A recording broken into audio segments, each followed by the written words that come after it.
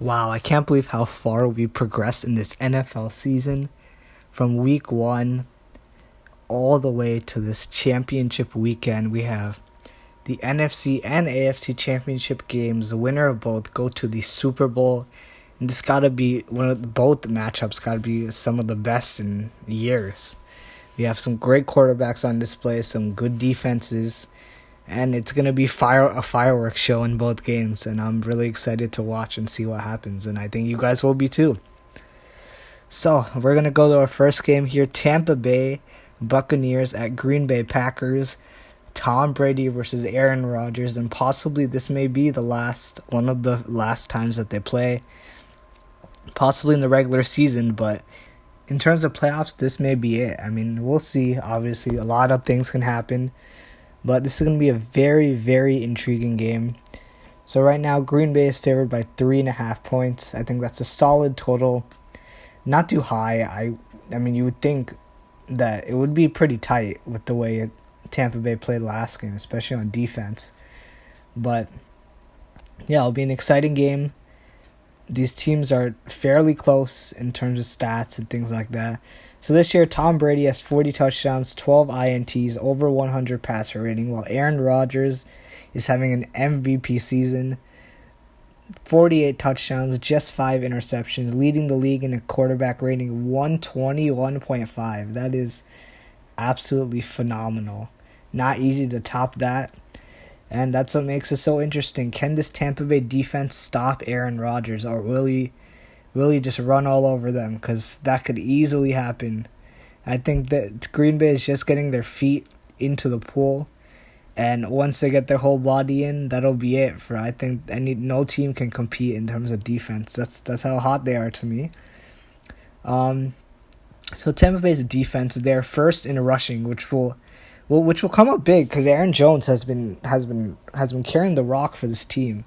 And I think even before you stop Aaron Rodgers, you got to stop the run first, because that's what made this Green Bay team so effective this season. It's been their versatility and their kind of two-faced attack, because it's not just Aaron Rodgers now. You have Aaron Rodgers, Devontae Adams, who's having a ridiculous season, and Aaron Jones, who has over 1,000 rushing yards, and he can carry the rock. He had over, I think, 170 yards last game in the divisional round against the Rams, and that was a big key to win.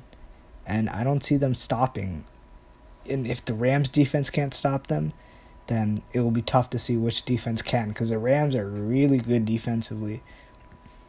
But yeah, this is a big thing to see. And I mean, Aaron Rodgers is phenomenal. I know we got to go back to the Week 6 game. Packers at Buccaneers. Buccaneers won 38-10. The worst performance by Aaron Rodgers this season. He was under 50% completion passing, just 160 yards, 0 touchdowns, and 2 interceptions. He was abysmal against the blitz. I think he had both of his interceptions against the blitz. And the Buccaneers were all after Aaron Rodgers. And that was his only game this season where he did not throw a touchdown pass. So imagine that. That's how good it was for the Buccaneers. And Tom Brady played good enough. This defense played phenomenal. And if they want to replicate the success, they're going to have to do it again. And this is not the same Green Bay team as they were in Week 6. They've grown a lot. And it's going to be interesting to see. Can this Tampa Bay defense, who struggled, they had a good game against the Saints. I will not lie to you about that. But they have been faltering even before that. Against Washington and Atlanta, they kind of struggled on defense. So, I mean, they could falter very easily. They need to get their pass rush. I think that's the most important. They haven't really got so much pressure lately. And, I mean, this is not going to... They're going to have to blitz.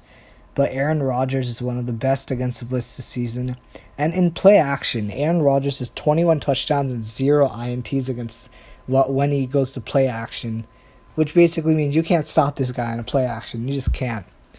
So look for Aaron Rodgers and Aaron Jones and Devontae Adams to help light up the scoreboard for Green Bay. And for Tampa Bay, we'll see how this goes. We have Tom Brady, Mike Evans, Chris Godwin. They have the weapons. They just got to put it all together. And they didn't really have a great offensive game last game. Their defense got 4 turnovers against Drew Brees and the Saints, so that helped them out. But this offense needs to step up. Tom Brady's going to have to throw the ball down the field, and they are going to need this. They're going to have to win the time possession game because Aaron Rodgers can do a 2-minute drill. I think we all know that, but he can also drive the ball down the field, 7-minute drives. He did it against the Rams. He had an 8-minute drive and a 6-minute drive, so he has the ability to do that, to wear down this defense. And it doesn't matter who. He did it against the Rams and Jalen Ramsey, and honestly, the Bucs defense doesn't have anyone like Jalen Ramsey on it. And this Green Bay defense has improved as well. They've played really well. They held the Rams to just 18 points, led by Jared Goff. I mean, they played pretty well. But I think this Tampa Bay offense has the ability. They have the weapons. In the divisional round against the Saints, I mean, they weren't great, but some positives is that they didn't turn the ball over. Tom Brady got sacked only once in that game. Even though he didn't have a great game, he only got sacked once, and both Leonard Fournette and Ronald Jones rushed for over 60 yards. And they chewed up the clock. They were able to get 30 carries between the two, and that can be a big difference in the game. I think if they can lean on the rushing attack. Tom Brady does not. You try to want to avoid that big mistake. Tom Brady's been playing decent when it comes to that. He doesn't really make those mistakes. But if he can avoid it, and this team can keep the ball for as long as possible, it is very possible. Tampa Bay has the ability. Although their defense is not like the Rams, their offense is better than the Rams, and they have the ability to play two-faceted. So we'll see how this game goes, really. It's an intriguing matchup, obviously. Brady versus Rodgers, it's as good as it can get, man. Storybook. And obviously, the next matchup is going to be even better, but this is going to be great. Can Tom Brady get the job done again, or can Aaron Rodgers get revenge for that Week 6 loss and send his team to the Super Bowl for the first time since, when was it? 2011 was the only time he went to the Super Bowl. It's kind of crazy to think about that. Every year they're stuck in the divisional round, can't make it to the Super Bowl, and they finally have a complete team. Which is why I think this is the year for the Green Bay Packers to make the Super Bowl. I will pick them to win. I do not have my doubts. They're a lock for me. I think it will be a pretty close game, but I think they will slowly kind of widen that gap. So I think Green Bay will win 30-24. I think it will be around a 6-point game. It will be a one-possession game, but I think Green Bay will cover the spread. They'll win, no doubt about it. For me, this is the lock. And I know, based on how my luck's been going, Tampa Bay may win this game because I picked Tampa Bay twice to lose. I thought they would lose to Washington in my upset of the week. And I thought the Saints would win, but both of those didn't happen. So this is the three out of three I'm picking Tampa Bay to lose. Will they win? If they do, I guess I can't be that surprised the way my luck is going, but we'll see. And we've got our next game. This is for all the marbles here at 6:40 p.m. on CBS. The Buffalo Bills at the Kansas City Chiefs. We got Josh Allen at Pat Mahomes, two up-and-coming quarterbacks. It's kind of funny because in the early game, Tampa Bay versus Green Bay, we got two of the ageless wonders in Brady and Rodgers, and now we got the two up-and-coming superstars, one already a bona fide superstar, and the other very, very solid in Patrick Mahomes and Josh Allen. And I got to start with Josh Allen. What a season he's had.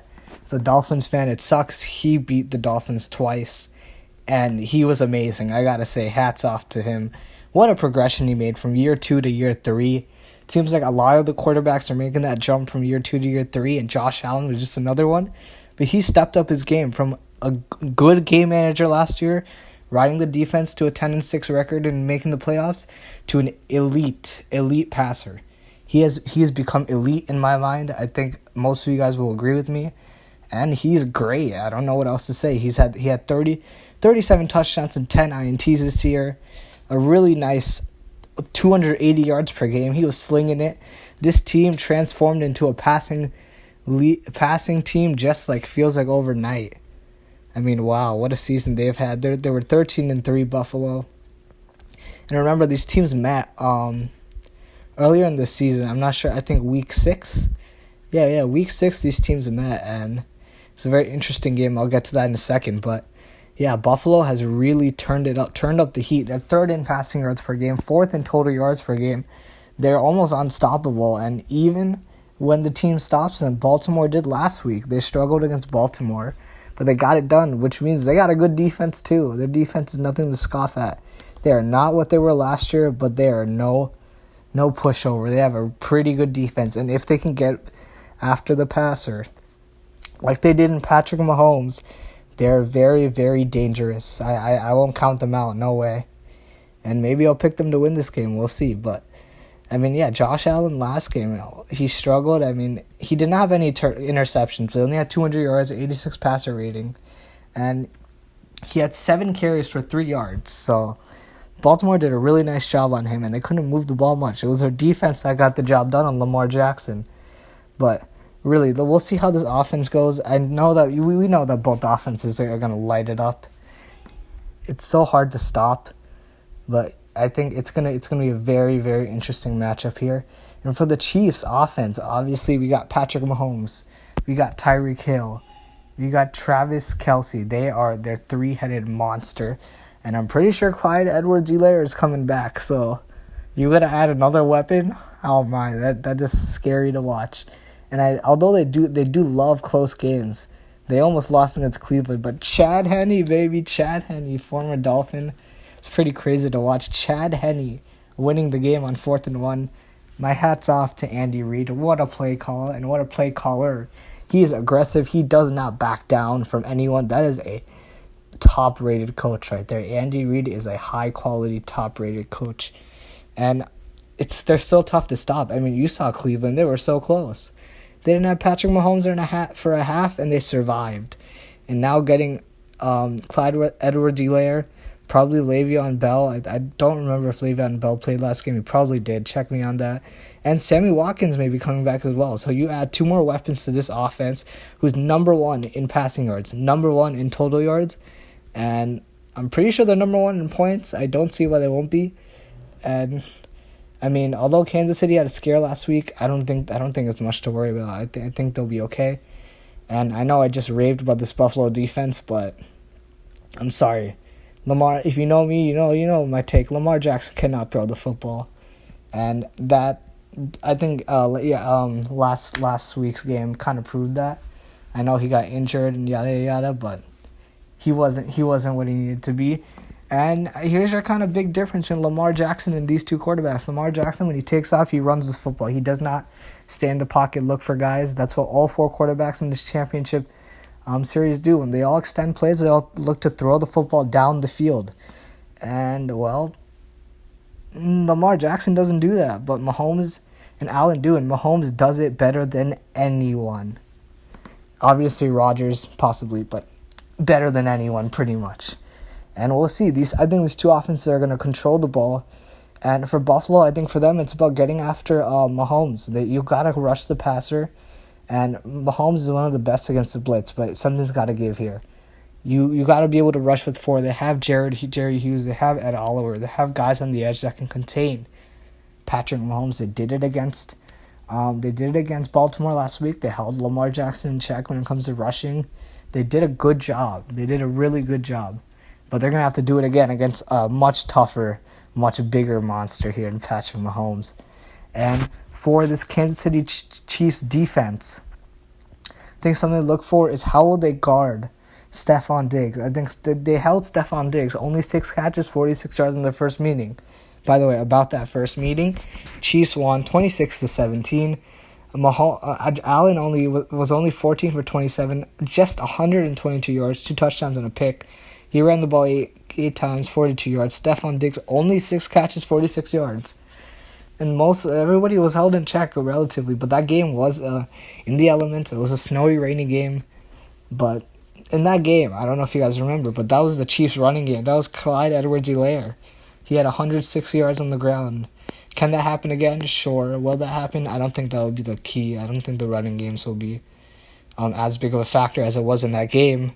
And by the way, Mahomes is cleared to go after the concussion. He suffered last week, so he is good to go. So we got these 2 quarterbacks in hand. But yes, in terms of compared to the regular season game, I don't think that's going to happen. And the Chiefs need to figure out how to stop Josh Allen, because even when they contain him, it's very, very, very tough. And I don't think it will be like this first matchup. I think Buffalo, in the first matchup, they forced Buffalo to throw the football down the field. Josh Allen could not do it. And I think this time will be different, which is why if Buffalo has a chance to win, this will be it. They will take shots down the field. They will find Stephon Diggs. If Stephon Diggs is doubled, they have guys. They have Gabriel Davis, who's emerged, Cole Beasley. I'm pretty sure Cole Beasley, John Brown, Tyler Croft, their tight end. They've got guys. Very possible. And when all the attention is on Stephon Diggs, you all look for someone to step up. Gabriel Davis did it in this postseason. We'll see who can do it on Sunday. I think it's going to be a great matchup. I don't know who to pick. I think either way, if I pick Buffalo, man, I don't even know what happens if I pick Buffalo here, but it's my heart says Buffalo, even though I guess I don't want them to win, but my brain says Kansas City. I think I got to go with the Chiefs here. It's going to be a great game. I don't see it being any other way. I think for sure Josh Allen will not shy away from the moment. I think he will play pretty well. I think he will definitely look for him to take shots down the field. And I think Kansas City has been decent when it comes to pressure. I mean, that's not big of a problem for them. But I think they'll score their points, which is why I think this is going to be a really high-scoring game. Kansas City is favored by 3, very similar to the Green Bay game, fairly even on the line. And the over-under is 54, which is about 27 apiece, we'll say. I got to go a bit over of that. And I'm going to pick Kansas City 31, Buffalo 28. So yeah, both teams scoring 4 touchdowns. I can see Kansas City winning by a field goal or so. Buffalo goes for the game-winning drive, stops short, something like that. I can see definitely, I think that will happen. I'm looking at a projection right now, some Cynthia Freeland from the NFL Network. They got Kansas City by 5. I think it's going to be closer than that. I think it's going to be 3. I think this line is good. I think Kansas City wins by 3. They're going to make it again to the Super Bowl. And my big matchup to watch, I wanted to watch it, I think this whole season. It's looming on my mind. I said on Twitter, that's the matchup we got to watch. Rodgers versus Mahomes in the Super Bowl. I think that's probably the most likely scenario. And although I want to pick Buffalo to get the upset, I don't think it will happen. I think Kansas City is kind of deemed for this moment. They've been in all these close games. It's tough to see them just fold and lose in one. So I think they'll get the win here. I think they'll get the win 31-28. And we got Green Bay and Kansas City in the Super Bowl. Okay, so due to time constraints in my life, I'm deciding to change up a little bit the way I'm going to make my videos. So I want to talk about some stuff in like other sports right now other than the NFL, which is obviously, the conference championships are coming up. So I got to make a video on that. But I want to talk a little bit about like the NBA, NHL, what's going on there. So I'll just give you a little quick kind of spaz of what's going on in the NBA. So right now we got a big dogfight going on in the Eastern Conference. So right now, the number 13 seed Charlotte Hornets are just 4.5 games back of the number 1 seed Philadelphia 76ers. So the 76ers are 11-5, led by Joel Embiid. Number 2, Indiana up there, led by Domantas Sabonis. Number 3, Milwaukee. Boston, Cleveland is at number 5. They're playing solid, 8-7. Brooklyn is forming their big 3. They're at number 6 and 9-8. New York Knicks, wow, that is the number 1 surprise team. They're at 8-8 at number 7. Hawks started off strong. They're fluttering. They're at 7-7. Bulls, Magic, Heat, Raptors, Hornets, all within half a game of each other. And then we got the Wizards and Pistons at the bottom. Doormat. But anyways, this is a crazy Eastern Conference right now. We got a couple surprise teams in there quickly. Cleveland Cavaliers, I'm surprised. I wouldn't have put them on like a surprising list a couple days ago, but they just sweep the Brooklyn Nets in a little 2-game series. One with the big 3, one without the big 3. Kevin Durant was out today, but that's twice you beat the Brooklyn Nets. That's impressive. I know Brooklyn Nets do have a problem. Their defense is very subpar. It is disappointing, to be honest. I don't know if it's the personnel. James Harden and Kyrie Irving are not the best defensive players, I think, as you guys know. No way. So I mean, they don't have a great defensive lineup. They lost some offense and lost some defense as well. And that's the cost for getting a guy like James Harden. And it is showing off here for Brooklyn. The Brooklyn's at number 6. Number 7, New York Knicks. Very, very impressive, man. I mean, that's as good as it gets for the New York Knicks. So they're number 7 right now. They're 8-8, led by R.J. Barrett, who just scored a career high 28 points and a win against the Warriors. And believe it or not, the New York Knicks, out of all teams, are number 1 in the league in points per game allowed at 102.8. And they're number 1 in field goal percentage allowed at 43. That is just outstanding. Hats off to Tom Thibodeau in New York. They have done a great job. And I hope to see New York in the playoffs. It'll be pretty exciting for them. Hawks are number 8, led by Trae Young. They started off well. They have a good core. Obviously, John Collins, Trae Young, but they're kind of flooding right now. If I go to the top, number 4, Boston. They're ravaged by COVID. They'll be good to go. Milwaukee. Wow. I mean, they had a couple marquee matchups this week. They played at Brooklyn. They lost very close. And a great game. Kevin Durant hit the game-winning 3. And a couple days later, they played the Lakers, and they just fell short by, I believe, 8 points. And again, competitive game, good matchup. But Milwaukee still at number 3 at 9-6. So that is, I think the teams at the top will be fine. Orlando, Chicago, not much to say about the Miami Heat, man. I mean, I'm a little disappointed. But they have Jimmy Butler and Tyler Hero have been out for a while for the COVID. They've kind of rotated in and out. I think they have the most starting lineups in the league. I mean, it's crazy the number of guys they put out there on a uniform on a day-to-day basis. But in terms of disappointing teams, I got to put the Heat and the Raptors. The Raptors are 6-9 right now. Not doing great. Not really their thing. And I don't think they have so many injuries. I guess, I don't know what it is about them. They play gritty, but their losses just don't seem great. So I don't know what it is about Toronto. They got to turn it around, or else they're in trouble. The Hornets, pretty excited to watch LaMelo Ball. He's been good. We'll see how he does. Washington, Detroit, nothing to say about them. Okay, on to the Western Conference. We got the Lakers at 12-4. They just keep getting it done. They beat Milwaukee in a great game on Thursday night. It was nice. LeBron James, the guy hit 7 threes. How are you going to guard him? And I think if he keeps hitting threes like that, you better just shut the door down if you're a defense. Because LeBron hitting from outside the three-point line is... How are you going to stop him, really? I don't know. Milwaukee couldn't. I mean, it's going to be tough, really. They're still a force. And let me know, by the way, in the comments section below, if you think the Lakers are the favorite to win the NBA chip, or you think a team like Brooklyn, which obviously, I mean, some people pick Brooklyn to win, but you're really going to count them now? I mean, they don't look so formidable now, but you want to pick the Lakers, or you got the field. You got someone else in the field. Let me know. I actually want to know what you guys think about who's going to win the NBA title this year. Number 2, we got the Utah Jazz. Impressive, man. 11-4. They won 7 straight. No fuss, no problems. They've been rolling and rocking and rolling. They beat the Nuggets. They beat the Pels twice. I mean, they're all good. Donovan Mitchell's playing well. 24 points a game. Very solid all around.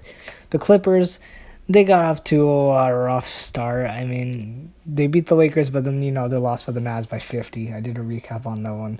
That was pretty embarrassing. But they've turned it around, 11-4. And you got to know the difference is PG-13, baby. Pandemic P doing his thing, though. He's getting it done, and he's impressing. And Kawhi Leonard in and out, they're getting the job done. 11-4 is very solid, number 3 in the East. I don't have any problem with them right now. They just got to keep it up. Phoenix Suns, I guess I can label Phoenix Suns as one of my surprise teams, but I expect them to do well this season. No excuses. You got CP3 on your team to pair up with Devin Booker, 2 All-Stars. They're going to make the playoffs. They're a good all-around team. They got Mikal Bridges. They have good veterans, obviously. DeAndre Ayton. If DeAndre Ayton can take the next step up, this team is dangerous, but we'll see. That's time will tell. Portland Trailblazers, again, poor guy, Yusuf Nurkic gets injured again. I mean, it's tough for them. Rotating in and out. McCollum, Lillard, balling out. They do what they do. Portland's 8-6. They're at number 5. Number 6, Memphis Grizzlies. And obviously led by John Moran and Jaren Jackson. John Moran's played pretty well so far, but he's kind of been in and out of the lineup, and he got injured. So it's going to be tough. I mean, say what you want. Push comes to shove. Memphis, they're 7-6, and they're number 6. Sixth seed in the West. So no Morant, they're getting the job done, and their leading scorer is not Morant. It's Dylan Brooks with 15 points a game right now. Probably because Morant doesn't have the number of qualified games, but I mean they're getting it done. It's what I guess it's the Memphis way. Number 7, Golden State Warriors. After a choppy start, they got blown out a couple of times, but they have shown their way. Steph Curry has led the way. They've gotten good performances, and I think they're rounding into a team that they have the potential to be. I mean, they are 8-7, but you kind of expect that 6, 7, 8 seed out of the Warriors this season. No Klay Thompson. Draymond Green's all right. He's getting better. Of course, Wiggins, Oubre has gone just a terrible start. Oubre can't hit a 3. He's struggled. Wiggins is a decent player. He does his thing. Steph Curry, it's all going to ride on Steph Curry. I think we know that, but I think the more outside contributions that the Warriors get, the better off they'll be. And that's what I'll say about them. The Spurs, they're at 8-7. DeMar DeRozan, LaMarcus Aldridge leading them. They were all right. I don't think they're gonna make the playoffs. I think actually no. I think they will. I think the Mavs are okay. So I think it's gonna be them and the Mavs playing all right. DeMar DeRozan again underrated. The guy's great. I think DeMar DeRozan's a really good player. I don't think he's gonna get the recognition he deserves because they're playing San Antonio right now. But they're getting their young players, and San Antonio is set up pretty well for the future. Next comes Dallas at 7-7. They're at number 9. A little disappointing. I think a lot of it rides because the fact that there's so much pressure on Luka Doncic, and it's tough for him to get it done. Luka Doncic just played well this season, but it's been very, very up and down for the Dallas Mavs, and their record shows they're 7-7. And they got Porzingis back, so we'll see what they can do. And my number 1 disappointing team has got to be Denver Nuggets. It's far and away the Denver Nuggets. I don't have nothing else to say about it. They're 7-7. They've been in and out. Jokic is averaging a triple-double, man. I mean, he's great, but I think the team is just, I think they need some time to gel together again. I think they'll be fine. Thunder, surprising at 6-7. They got Shai Gilgeous-Alexander, pretty solid player. I don't pay attention to the Thunder. Pelicans, I'm disappointed. 5-9 for the Pelicans. I expect more from New Orleans. They got Zion Williamson, Brandon Ingram. Their defense is still not what I thought. Again, I mean, I expect Stan Van Gundy is a good coach, so I mean, I hope that he will get their defense in. I mean, they're allowing 110 points per game, but we'll see how that goes. They gotta turn it kind of like a Phoenix Suns team, more balanced. I think they have a great offense, a decent and below average defense. They'll get good overtime. That's not a problem. And well, right now they're 5-9. The Houston Rockets at 5-9 too. Man, this is they're all over the place, man. So now they traded James Harden, so they have Victor Oladipo, John Wall, DeMarcus Cousins, Christian Wood. They kind of have a mix and match of veteranish players, I guess. And I guess Eric Gordon, I think he last week was like, oh, I'm confident that this team's going to play well together. We'll see about that, but right now it's all right. I think it's going to take some time.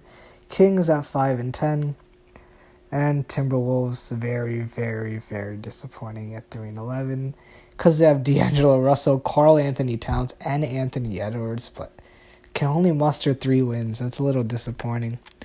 Well, yeah, that's what we got right now as of January 22nd in the NBA. I know I just rattled off the NFL. And now the NBA, it's going to be a fun season. It's going to be very fun. I think the East is going to come down to the end of the season. Who knows who will be right now. 1 through 13 is in a jam-packed they're all jam-packed right now. And in the West, can the Jazz keep it up? Can the Suns make a surprise? We have a couple nice questions there. So we'll see how it goes. And yeah, it'll be pretty cool.